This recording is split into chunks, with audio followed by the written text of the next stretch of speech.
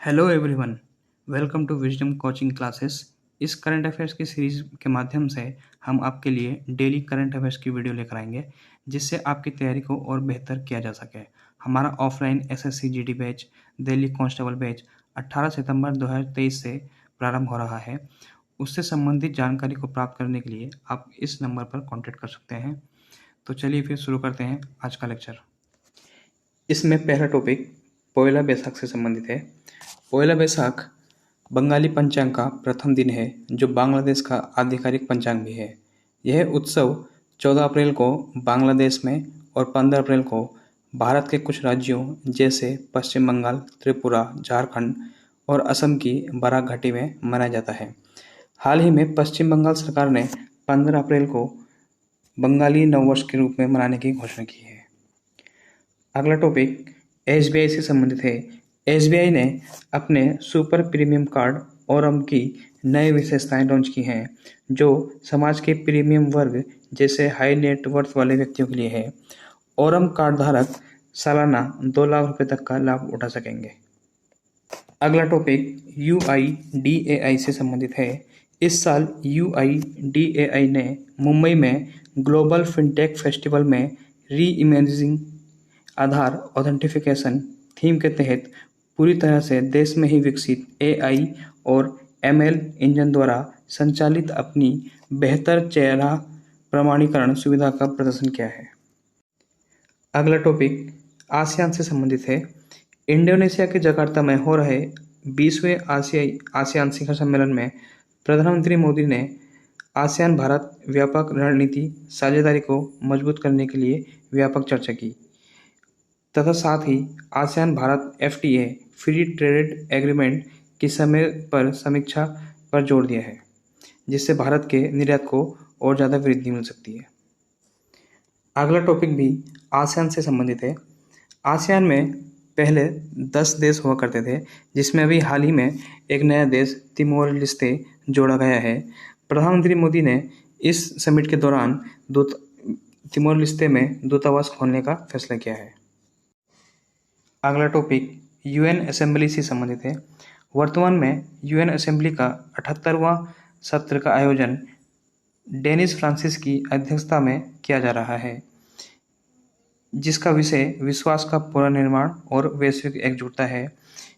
इसमें इन्होंने 2030 के एसडीजी के लिए शांति, समृद्धि और प्रगति जैसे विषयों पर मुख्य फोकस किया है। अगला टॉपिक एसएस इनोवेशन से संबंधित है।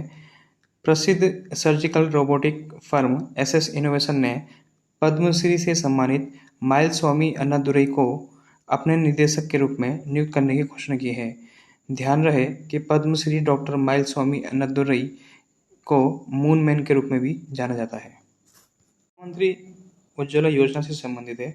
प्रधानमंत्री उज्ज्वला योजना की शुरुआत ग्रामीण और वंचित परिवारों को एलपीजी सिलेंडर उपलब्ध कराने के लिए की गई थी, किंतु लाभार्थियों को गैस सिलेंडर की लगातार आपूर्ति सुनिश्चित करने में इस योजना को कई चुनौतियों का सामना करना पड़ रहा है।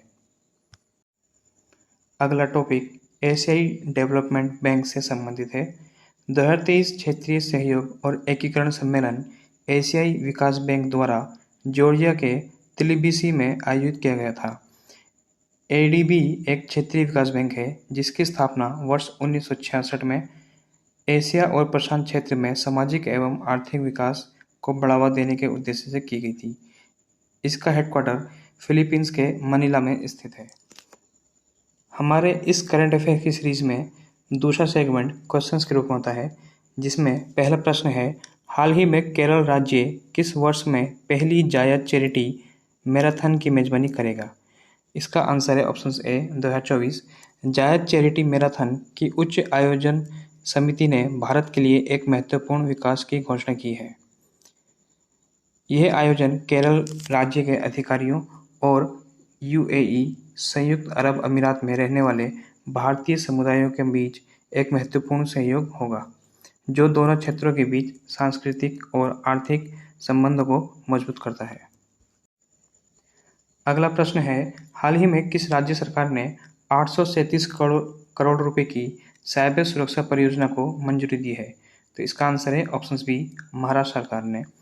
महाराष्ट्र के मुख्यमंत्री एकनाथ शिंदे ने राज्य में 837 करोड़ रुपए की साइबर सुरक्षा परियोजना को लागू करने का निर्णय लिया है, जिसके तहत नागरिक अब सप्ताह में 24 घंटे खुले रहने वाले कॉल सेंटर पर एक फ़ोन के माध्यम से अपनी शिकायत दर्ज कर सकेंगे। अगला प्रश्न है, हाल ही में किस राज्य ने सलेम साबूदाना को जीआई टैग मिला है? इसका आंसर है ऑप्शन ए, तमिलनाडु। तमिलनाडु राज्य में सलेम जिले ने अपने साबूदाना के उत्पादन के लिए प्रशंसा प्राप्त की है।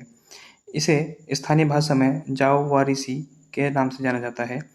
इसके पौधे में लगभग 30-35% स्टार्च होता है। अगला प्रश्न है, रामगढ़ बांध को पूर्वी राजस्थान नहर परियोजना के तहत इसरदा बांध से भरा जाएगा। इस पर कितने करोड़ रुपए खर्च किए जाएंगे?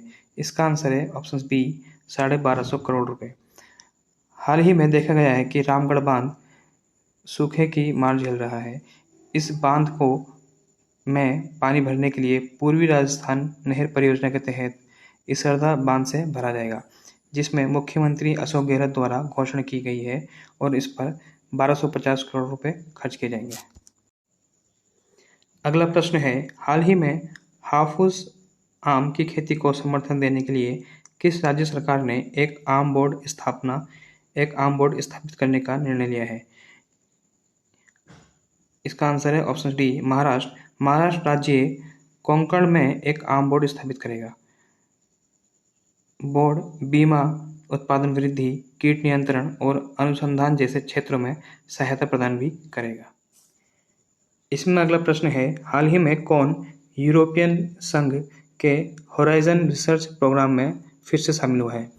देखिए, अभी 1-2 साल पहले ब्रेक्जिट वाली जो घटना हुई थी, जिसके तहत यूरोपियन यूनियन से ब्रिटेन अलग हो गया था। उसके बाद ब्रिटेन की नीतियों में कई प्रकार के परिवर्तन आए, लेकिन वो पुनः होराइजन रिसर्च प्रोग्राम में शामिल होगा। तो इसका आंसर है ऑप्शन ए, ब्रिटेन।